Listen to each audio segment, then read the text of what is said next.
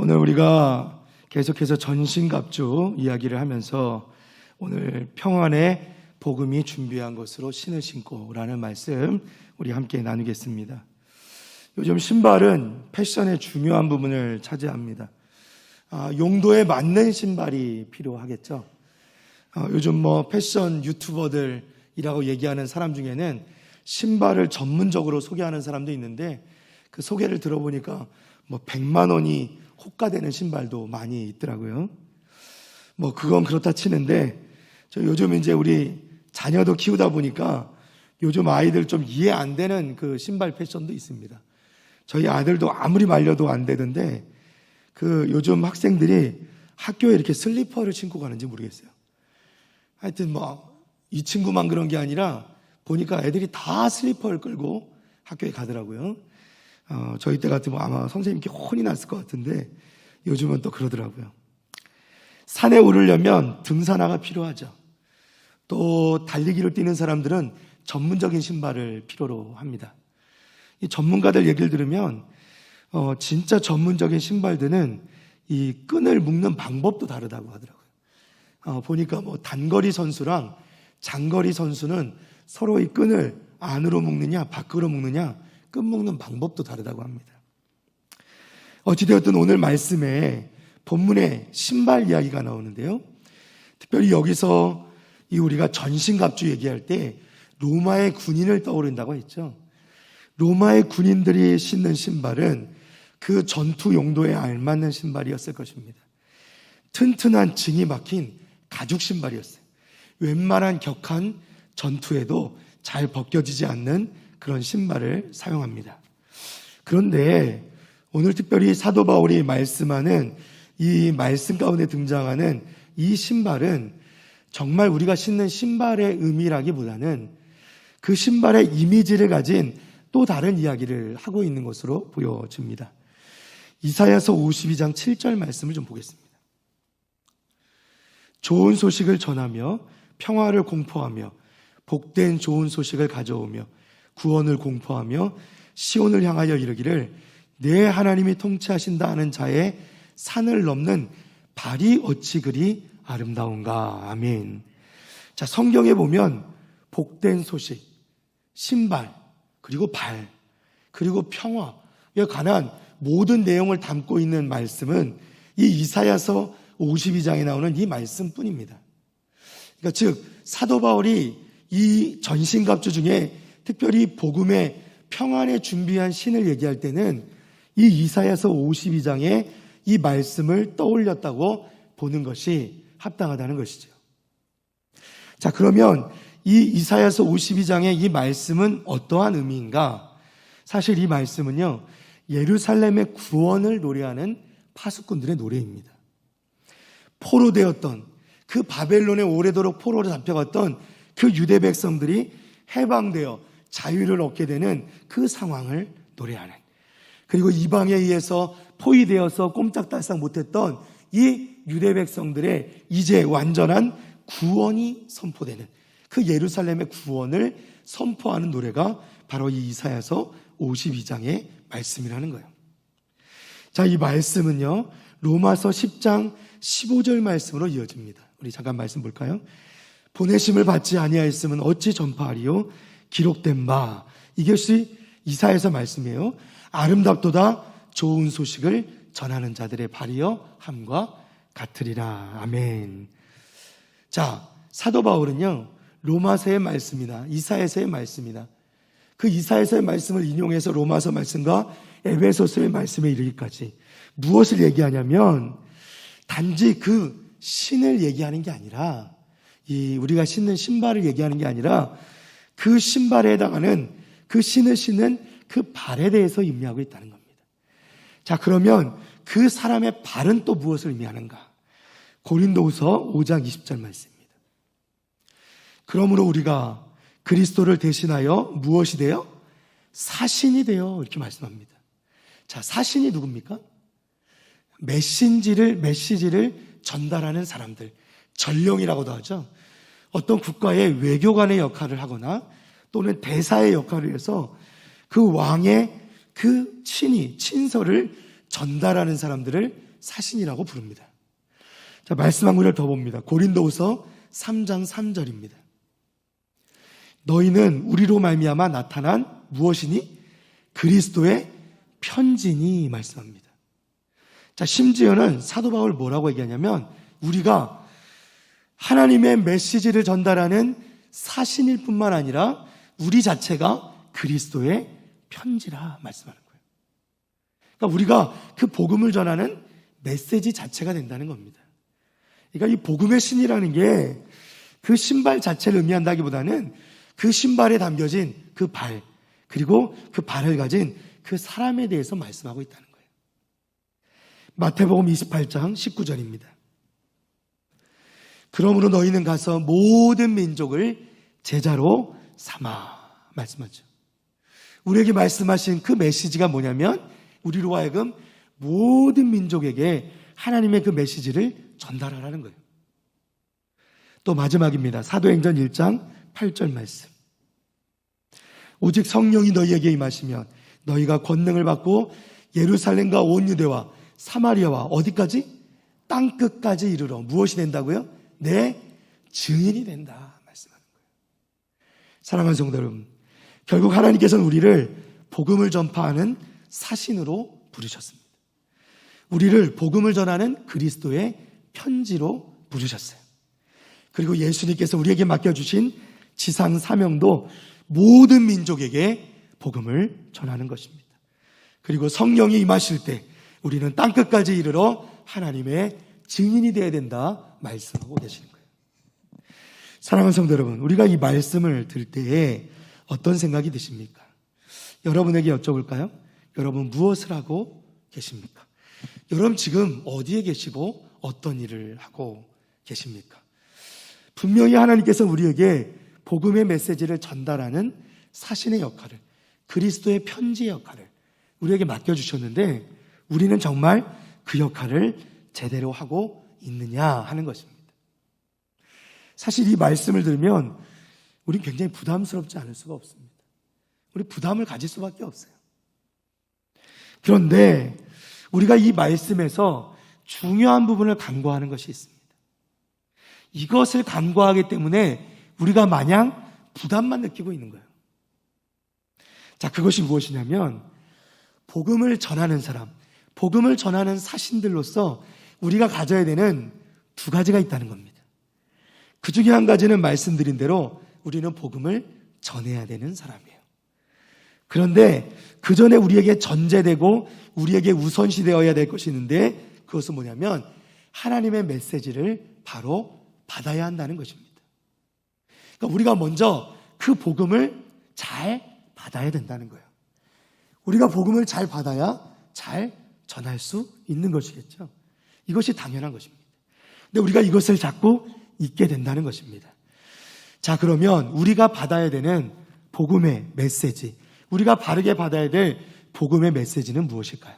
우리가 이것을 오늘 살펴보면서 우리가 전해야 될 것도 무엇인지를 알아보기를 원합니다.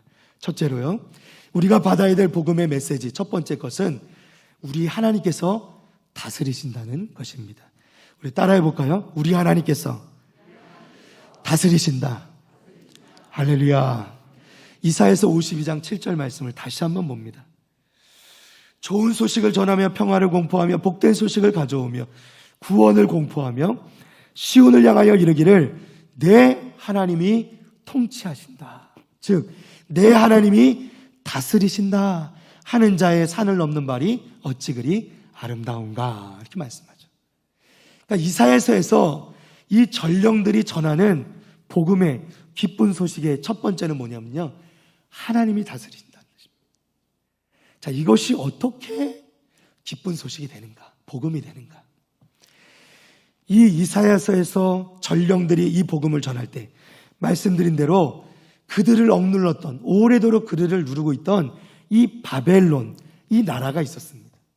이 바벨론 나라에는 섬기는 우상이 있었다는 거예요. 그 바벨론이 섬기던 우상의 이름은 벨이라는 신이었습니다. 이 벨이라는 뜻은 원래 주인이라는 뜻이에요. 주인. 우리가 주님 이렇게 부르죠. 우리는 살아계신 하나님, 우리 예수 그리스도를 주인으로 부릅니다. 근데 바벨론은 자신들이 섬기는 우상 벨이라고 그 우상을 불렀다는 거예요.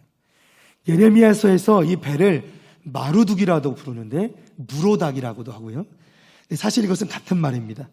벨이라는 말 자체가 이 마루둑의 히브리식 표현이에요. 그리고 이것은 가나안으로 따지면 바알에 해당하는 겁니다. 자, 우리가 좀 이해할 필요가 있는데 당시에 이 바벨론 전설에 의하면 이 벨은 에아신과 느보신 사이에서 태어난 신으로 알려져 있습니다. 원래 바벨론이란 나라가 그렇게 큰 나라가 아니었어요. 작은 그냥 도성에 불과했는데 이 도성을 지키는 수호신이 바로 이 벨이라는 신이었어요. 그런데 이 바벨론이 점점 큰 제국으로 성장하면서 이 벨이라는 신이 바벨론 제국의 주신이자 큰 수호신이 되게 된 겁니다. 그런데 결국 이것은 우상에 불과한 것이에요. 이사야 선지자는 이 바벨론의 우상, 이 벨이 결코 이 세상을, 우리를 다스리지 못한다고 선포하고 있는 것입니다. 자, 이사야서 46장 1절과 2절 말씀 보겠습니다. 자, 하나님께서 드디어 바벨론을 패하시고 이스라엘 백성들을 다시 회복시켜서 구원하실 때 어떠한 일이 일어나냐면, 자, 1절부터 읽어봅니다. 벨은 엎드러졌고 느보는 구부러졌도다. 그들의 우상들은 짐승과 가축에게 실렸으니 너희가 떠매고 다니던 그것들이 피곤한 짐승의 무거운 짐이 되었도다.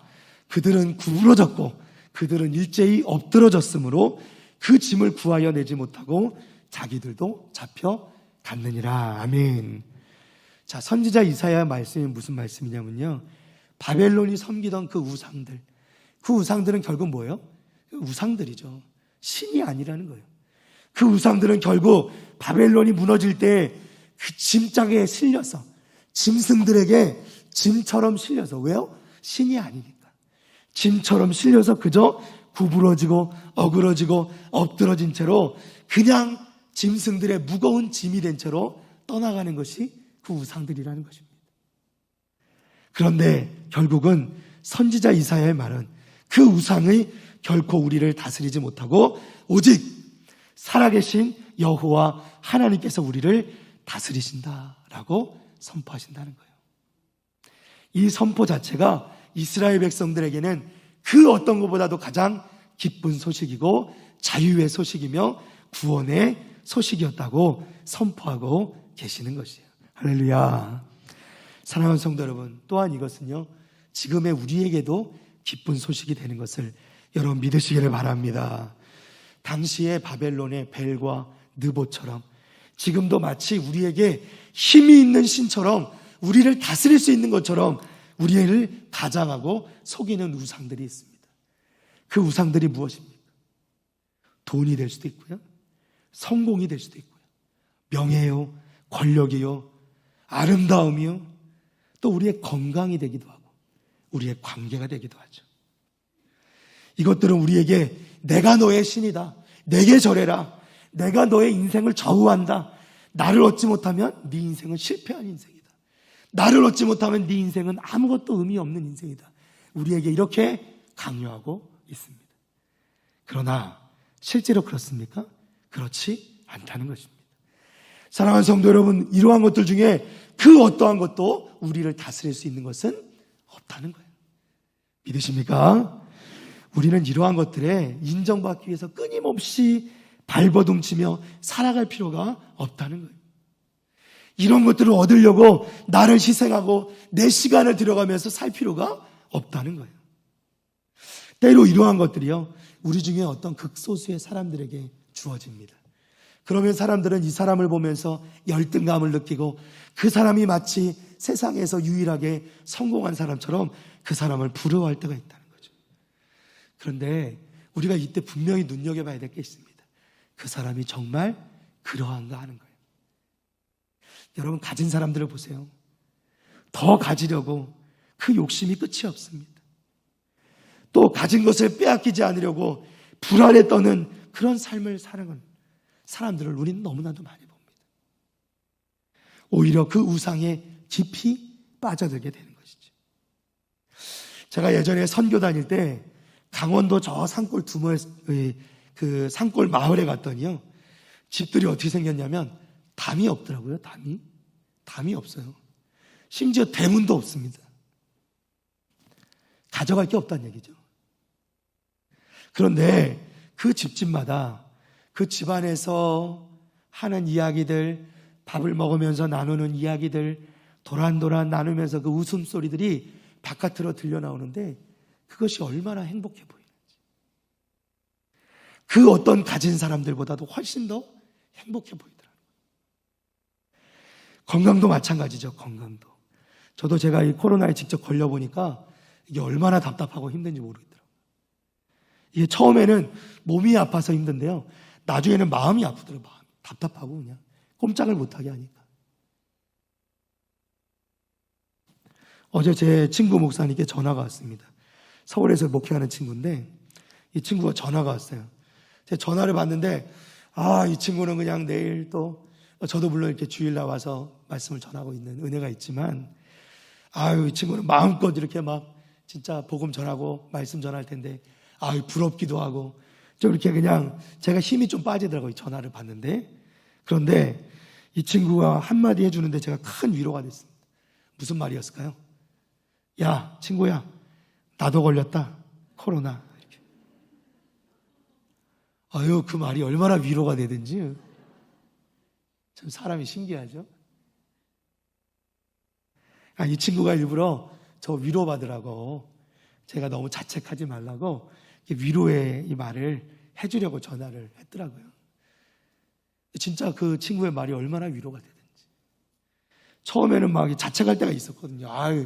이 몸을 좀 더 조심히 했어야 되는데, 이게 책임 맡은 사람으로서 더 몸 관리를 잘해야 되는데. 근데 이게 친구의 말에 얼마나 위로가 되는지. 저보다 더 건강한 친구거든요. 사랑하는 성도 여러분, 이러한 것들이 우리를 진정으로 다스릴 수 없습니다. 우리를 다스리게 두어서도 안 된다는 거예요. 우리가 먼저 바르게 받아야 될 복음의 메시지는 오직 하나님께서 우리를 다스리신다는 거예요. 이 복음을 먼저 우리가 받을 때 우리는 진정한 평화를 누릴 수 있게 되는 거예요. 그 하나님만이 우리의 인생을 평가하실 수 있습니다. 그 하나님만이 우리의 인생을 이렇게 평가하시는 거예요. 에베소서 1장 3절 말씀입니다. 찬송하리로다 하나님 곧 우리 주 예수 그리스도의 아버지께서 그리스도 안에서 하늘에 속한 모든 신령한 무엇을? 복을 우리에게 주시되. 할렐루야. 하나님께서 우리를 평가하시는데요, 우리를 다스리시는 하나님은 우리를 어떻게 평가하시냐면 우리를 복된 사람이라 평가하시는 거예요. 우리가 가진 것이 있든 없든, 우리가 건강하든 건강하지 못하든, 우리가 어떠한 것을 이루든 이루지 못하든 그것이 상관없습니다. 하나님께서 우리를 향하여 너는 하늘에 속한 모든 신령한 복을 내가 너에게 기업으로 주었고 너는 복된 사람이라 말씀하시는 거예요. 사랑하는 성도 여러분, 이것을 아멘으로 받으시기를 바랍니다. 우리는 복된 사람이에요. 요한복음 10장 28절 29절 말씀입니다. 내가 그들에게 영생을 주노니 영원히 멸망하지 아니할 것이요 또 그들을 내 손에서 빼앗을 자가 없느니라. 그들을 주신 내 아버지는 만물보다 크심에 아무도 아버지 손에서 빼앗을 수 없느니라. 아멘. 사랑하는 성도 여러분, 우리에게 복 주시고 우리를 복되다 선포하시며 우리에게 영생을 주시는 그 아버지 손에서 우리를 빼앗을 자는 아무도 없는 것을 여러분 믿으시기를 바랍니다. 돈으로도 건강으로도 그 어떠한 권력으로도 명예로도 관계로도 할 수 없는 거예요. 오직 우리 하나님 아버지의 다스림 안에서 우리는 진정한 평화를 누릴 수 있게 되는 것입니다. 우리는 그러하기 때문에 하나님께서 때때로 우리에게 작은 것을 주실지라도 감사할 수 있고, 그 중에 일부를 또는 우리가 전부를 잃게 되는 한이 있더라도 하나님이 우리와 함께 하심을 믿을 때 우리는 진정 감사하고 진정 평화를 누릴 수 있게 되는 줄로 믿습니다. 이것이 진정한 복음의 능력이에요. 이 세상의 어떠한 우상들이 아니라 우리 인생까지도 다스리시는 우리 하나님이 우리의 진정한 주님 되심을 믿으시기를 바랍니다. 두 번째로 우리가 받아야 될 메시지는요, 하나님께서 그의 백성을 위로하신다는 것입니다. 따라해 볼까요? 하나님께서 그의 백성을 위로하신다. 아멘. 우리 이사야서 52장 9절 말씀 보겠습니다. 너 예루살렘의 황폐한 곳들아 기쁜 소리를 내어 함께 노래할지어다. 이는 여호와께서 그의 백성을 어떻게 하셨고 위로하셨고 예루살렘을 구속하셨습니다. 아멘. 여호와 하나님을 배반하고 우상을 숭배하고 가늠하던 이스라엘 백성들, 그들에게 이사야 선지자가 예언한 것은 하나님의 무시무시한 심판이었습니다. 분명 심판이었어요. 백성들은 눈이 어둡고 귀도 어두워 듣지도 못하고 보지도 못할 것이라 말씀하셨어요. 이사야 선지자는 이 심판이 언제까지 지속될 것인가 물으실 때 하나님께서는 온 땅이 황폐해질 때까지 라고 말씀하셨습니다. 이스라엘의 죄로 인한 하나님의 심판 수년 동안 지속될 것이다. 예루살렘 도시가 황폐화되고 마치 베어버린 나무, 그 베어진 나무는 다 태워질 때까지 아무것도 남지 않을 것이다 말씀하셨어요. 이것은 그야말로 하나님 앞에 끊임없이 범죄하고 하나님 말씀을 듣지 않고 돌이키지도 않는 백성들을 향한 당연한 결과였습니다. 그들에게 소망도 없고 희망도 없었습니다. 그런데 하나님께서는 그들에게 작은 소망을 남겨두셨습니다. 이사야서 6장 13절 말씀입니다. 그 중에 10분의 1이 아직 남아있을지라도 이것도 황폐하게 될 것이나 밤나무와 상수리 나무가 배임을 당하여도 그 구루터기는 남아있는 것 같이 거룩한 씨가 이 땅에 그루터기니라 하시더라. 아멘. 사랑하는 성도 여러분, 이 땅에 남겨진 그 거룩한 씨, 그루터기가 누굴까요? 예수 그리스도.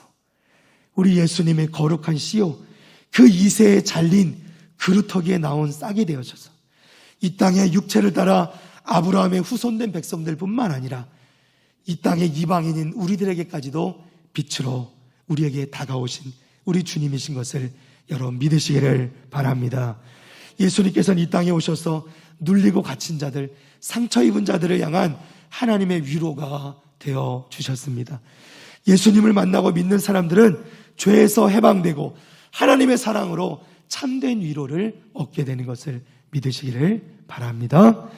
예수님께서 공생애를 시작하시면서 회당에 들어가서 가장 첫 번째 전한 말씀도 이사야서의 말씀이었습니다. 누가복음 4장 18절 19절 말씀입니다. 주의 성령이 내게 임하셨으니 이는 가난한 자에게 복음을 전하게 하시려고 내게 기름을 부으시고 나를 보내사 포로된 자에게 자유를, 눈먼 자에게 다시 보게 함을 전파하며 눌린 자를 자유롭게 하고 주의 은혜의 해를 전파하게 하려 하심이라 하였더라. 아멘. 예수님께서는 마음 상한 자를 고치시고 갇힌 자를 노임을 선포하며 모든 슬픈 자를 위로하고 시온에서 슬퍼하는 자들을 돌보시고 제 대신 화관을, 슬픔 대신 기쁨을, 근심 대신 찬송을, 옷을 우리에게 입혀주신 분이신 줄로 믿습니다. 사랑하는 성도 여러분, 하나님께서는 백성을 위로하시는 분이십니다. 그 주님께서 우리의 진정한 위로자가 되심을 믿으시기를 바랍니다. 마지막 세 번째로 우리가 복음의 사신으로 받아야 될 메시지는요, 결국 하나님께서 땅끝까지 구원을 선포하신다는 것입니다. 이사야서 52장 10절 말씀입니다. 여호와께서 열방의 목전에서 그의 거룩한 팔을 나타내셨으므로 땅끝까지도 모두 우리 무엇을 보았도다? 할렐루야. 하나님의 구원을 보았다 말씀하십니다. 사랑하는 성도 여러분, 예수님께서는요, 이 땅에 계시는 동안에 땅끝까지 복음을 전하셨습니다. 병든 자들, 귀신 들린 자들, 가난한 자들을 가리지 않으셨어요. 자, 예수님께서 어떻게 땅끝까지 복음을 전하셨을까요? 특별히 예수님께서는요, 사마리아 여인에게 복음을 전하십니다. 요한복음 4장 9절입니다. 사마리아 여자가 이르되 당신은 유대인으로서 어찌하여 사마리아 여자인 나에게 물을 달라 하나이까 하니 이는 유대인이 사마리아인과 상종하지 아니함이로라. 아멘. 사마리아인은요, 유대인들에게는 갈 수 없는, 절대로 가서도 안 되는 땅끝과 같은 곳이었습니다. 그런데 예수님께서는 그 모든 사람들이 외면한 그 땅끝, 그 여인에게 복음을 전하셨어요. 그리고 여인은 구원을 받았습니다. 또 예수님께서는 나병든 사람들에게도 복음을 전하셨습니다. 누가복음 5장 12절입니다. 예수께서 한 동네에 계실 때 온몸에 나병 들린 사람이 있어 예수를 보고 엎드려 구하여 이르되 주여 원하시면 나를 깨끗하게 하실 수 있나이다 하니 아멘. 사랑하는 성도 여러분, 나병은요 불치병이었어요. 나병은 고칠 수 없는 저주받은 병이었습니다. 나병 환자들은 성 밖으로 쫓겨나서 저주받은 사람들이라 사람들이 도저히 만날 수 없는 그런 땅끝에 있는 병이었습니다. 그런데 예수님께서는 그 땅끝 병에 걸린 나병 환자를 고쳐주셨습니다. 그에게 자유를 허락해 주셨어요. 마지막으로 예수님께서는 죽은 자도 살려주셨습니다. 마가복음 5장 41절입니다. 그 아이의 손을 잡고 이르시되 달리다 굼 하시니 번역하면 곧 내가 네게 말하노니 소녀야 일어나라 하심이라. 아멘. 예수님께서는요 회당장 야이로의 죽은 딸을 살려주셨습니다. 사랑하는 성도 여러분, 우리 인생의 땅끝이 어디입니까? 죽음이죠. 돌이킬 수 없고 돌아올 수 없는 그곳이 죽음, 우리 인생의 땅끝이 아니겠습니까? 그런데 우리 주님께서는 그 땅끝에 있는 그 죽음 가운데서 야이로의 딸을 살려주셨다는 것 뿐만 아니라 예수님께서는 십자가에 달려 죽으심으로 우리 모든 인류의 죄값을 치르시고 우리 모든 인생의 땅끝 그 죽음 가운데 처했던 우리들 모두에게 구원의 길을 열어주셨습니다. 예수님의 이 구원 사역은 지금도 땅끝까지 전파되어져 가고 있음을 믿으시기를 바랍니다. 이것이 바로 우리가 가장 먼저 받아들여야 될 복음의 메시지인 거예요. 우리가 이것을 받을 때 우리는 진정한 예수 그리스도의 사신이 되는 것이고 예수 그리스도의 편지가 되어서 우리가 이 복음의 은혜를 누리게 될 때 비로소 우리는 이 복된 소식을 전할 수 있는 자가 되는 줄로 믿습니다. 사랑하는 성도 여러분, 말씀을 맺습니다. 바울 사도는 우리에게 평안의 복음이 준비한 것으로 신을 신으라 말씀합니다. 사랑하는 성도 여러분, 예수님께서 우리에게 말씀하시는 것, 사도 바울이 우리에게 말씀하는 건요, 우리가 무슨 이 싸구려 물품을 짊어지고 이것을 마음에 들어하지 않는 사람들에게 마치 그냥 나가서 판매하는 그런 사람으로 만드는 것이 결코 아니라는 거예요. 여러분, 복음은 그런 것이 아닙니다. 우리가 먼저 이 평안의 복음을 누릴 수 있기를 바랍니다. 예수님께서도 이 땅에 계실 때 결코 복음 전하는 일에 쫓겨다니며 살지 않으셨어요. 예수님 시간에 쫓기지 않으셨어요. 예수님은 그저 아버지 하나님께서 만나게 해주시는 분들을 만났고 그 사람들을 만났고 그리고 단지 예수님 안에 있는 그 하나님 나라를 전하셨을 뿐이라는 거예요. 그리고 예수님이 다 가지 못한 것 신경 쓰지 않으셨습니다. 그것은 제자들에게 맡기셨다는 거예요. 사랑하는 성도 여러분, 우리가 조급해할 일이 아닙니다. 우리는 그저 먼저 내가 평안의 복음이 준비한 것으로 신을 잘 씻는 것이 중요해요. 우리 가운데 그 복음의 은혜가 우리 가운데 가득해지기를 주님의 이름으로 축복합니다. 우리 가운데 그 복음이 가득할 때, 그 축복이 가득할 때, 우리가 그것을 누릴 때 우리가 어디를 가든 우리가 그 평안의 복음이 준비한 것으로 신을 잘 신고 있으면 우리가 어디를 가든 우리는 자연스럽게 그 복음을 나눌 수 있게 되고 우리의 삶의 모습을 통해서 사람들은 우리를 통하여 예수 그리스도의 복음을 듣게 될 줄로 믿습니다. 마지막으로 마태복음 28장 20절 말씀입니다. 내가 너희에게 분부한 모든 것을 가르쳐 지키게 하라. 볼지어다 내가 세상 끝날까지 너희와 항상 함께 있으리라 하시니라. 아멘. 주님의 음성을 우리 마음 가운데 꼭 새기시고 항상 우리 삶 가운데 기쁨으로 평안 가운데 승리하는 삶을 살아가는 우리 믿음의 성도들 다 되시기를 주님의 이름으로 축원합니다. 축원합니다.